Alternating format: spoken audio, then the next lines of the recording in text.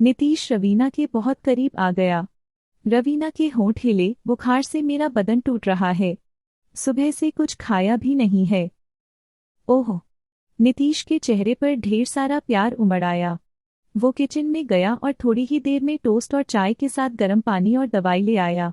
वो अपने हाथों से रवीना को खिला रहा था और रवीना अभिभूत सी उसे देखे जा रही थी। नीतीश ट्रे रखने गया तो रवीना ने आराम से लेटकर पलकें मूंद लीं।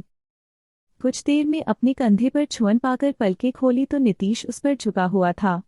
उसकी आंखों में मदहोशी थी, होठों पर प्यास और भंगिमा में आकुलता। नहीं नीतीश, मेरा शरीर बर्दाश्त नहीं कर पाएगा। देखो। लेकिन रवीना के होंठ आगे की बात कहने के लिए मुक्त न रहे।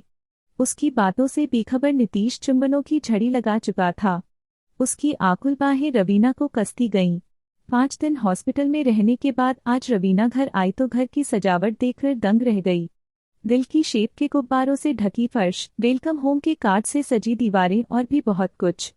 मेज पर सुंदर क्रॉकरी में खाना सजा था। अब तो माफ कर दो, नीतीश दोनों हाथों से अपने दोनों कान पकड़ता हुआ बोला। देखो, जैसा डॉक्टर ने बताया था बिल्कुल वैसा ही खाना बनाया है तुम्हारे लिए। बेस्वाद न लगे इसलिए सुंदर गार्निशिंग करके सजाया है। कहते हुए नीतीश ने रवीना को बाहों में खींचकर चुंबनों की झड़ी लगा दी। रवीना मुस्कुरा ही दी। 5 दिनों से हॉस्पिटल में कितनी देखभाल कर रहा था नीतीश। उसे हॉस्पिटल ले जाने और वहां से लाने की जिम्मेदारी भी उसी ने निभाई थी। ये बात अलग थी कि इसका जिम्मेदार भी वही था। खाना खाने के बाद वे बेडरूम में आए। सुंदर सजे हुए कमरे में बिस्तर पर फूल बिखरे थे। ये सब किस लिए? रवीना विभोर सी बोली। 3 साल से हम रिलेशनशिप में हैं और आज पहली बार 5 दिन अलग रहे हैं। उसके बाद का मिलन तो यादगार होना ही चाहिए। रवीना की देह डर गई और मन चिढ़ गया। इन 5 दिनों में उसने इतना दर्द सहा था कि मन पक्का कर लिया था कि वो नीतीश को मनमानी नहीं करने देगी। उसने सख्त इनकार के लिए मन पक्का किया, तभी नीतीश ने बात आगे बढ़ाई। और एक खुशखबरी भी है, मेरी नौकरी पक्की हो गई है, साथ ही क्वार्टर भी मिल गया है। अब हम शादी कर सकते हैं। पता है, मैंने तो माँ से कहकर डेट भी फिक्स करा ली है। तैयारियां शुरू हो गई हैं। बस 1 महीना और फिर तुम्हारी ये ख्वाहिश भी पूरी कर दूंगा। मैं न कहता था कि तुम्हें बेइंतहा प्यार करता हूँ। तुम्हारी हर ख्वाहिश पूरी करूंगा। तुम्हें पलकों पर बिठाकर रखूंगा। नीतीश की हथेलियां रवीना के बदन को सहलाते हुए उसमें मीठी सिहरन जगाने लगीं। उसके मुंह पर जैसे ताला लग गया। वो एक बार फिर नीतीश के मदहोश चुंबनों की अनचाही बारिश में भीग रही थी और आकुल बाहों में कसमसाती जा रही थीं। नीतीश के जाने के बाद जैसे बिस्तर की सिलवटें उसे कोसने लगीं। क्यों नहीं रोक पाई नीतीश को? डॉक्टर ने भी नीतीश के सामने ही 1 हफ्ते का रेस्ट बताया था। फिर क्यों अनसुना किया उसने? अगर वो उसे प्यार करता है तो? तभी उसे शादी का ध्यान आया। उसकी इतनी शिद्दत से चाही ख्वाहिश पूरी होने जा रही है, पर वो खुश क्यों नहीं हो पा रही? क्यों सहती है वो नीतीश की ज्यादतियां? क्या हो जाता है उसे कि बार बार चाहकर भी वो नीतीश को मनमानी करने से नहीं रोक पाती?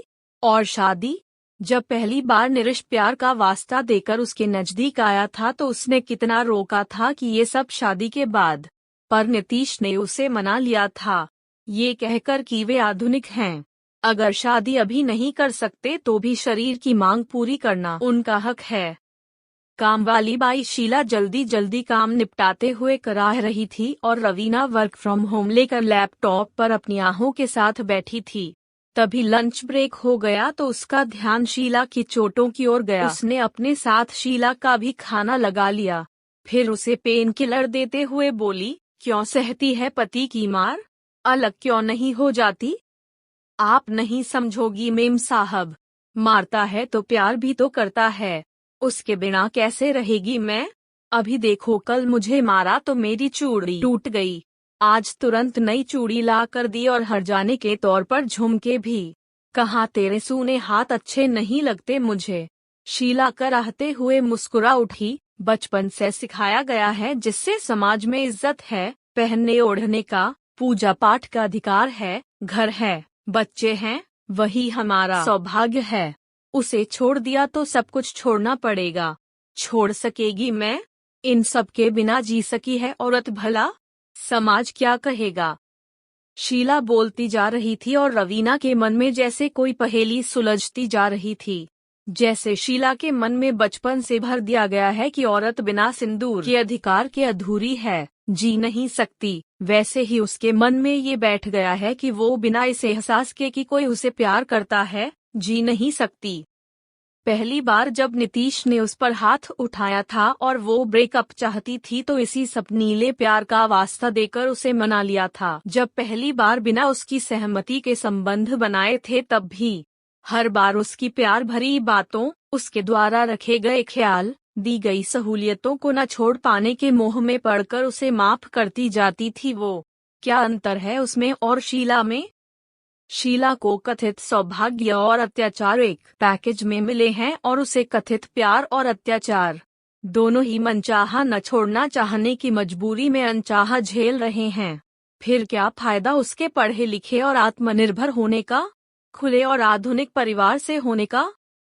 तभी नीतीश कमरे में घुसा। उसके एक हाथ में उसकी मनपसंद दमंगगी शराब और स्नैक्स के पैकेट थे और दूसरे हाथ में सुंदर ड्रेसेज। देखो, मैं तुम्हारे लिए कितनी सेक्सी नाइटी, कहते हुए वो करीब आया ही था कि रवीना ने उसे सख्ती से रोक दिया। नीतीश, मेरे शरीर को आराम चाहिए, तुम अभी इसी वक्त मेरे कमरे से चले जाओ। फिर तो क्या और कितना झगड़ा हुआ याद नहीं, पर नीतीश गुस्से में चिल्लाया तो रवीना को होश सा आया। अगर तुम मेरे बेइंतहा प्यार के बदले में मेरा इतना भी ख्याल नहीं रख सकती तो मैं तुमसे शादी करना तो दूर लिव इन से भी ब्रेकअप ले लूंगा। मैं तुमसे ब्रेकअप ले चुकी हूँ। नहीं चाहिए मुझे वो प्यार जो अत्याचार के साथ एक पैकेज में मिलता हो। कहते हुए रवीना ने नीतीश के मुंह पर दरवाजा बंद कर दिया और निश्चिंत और हल्के मन से बिस्तर पर पसर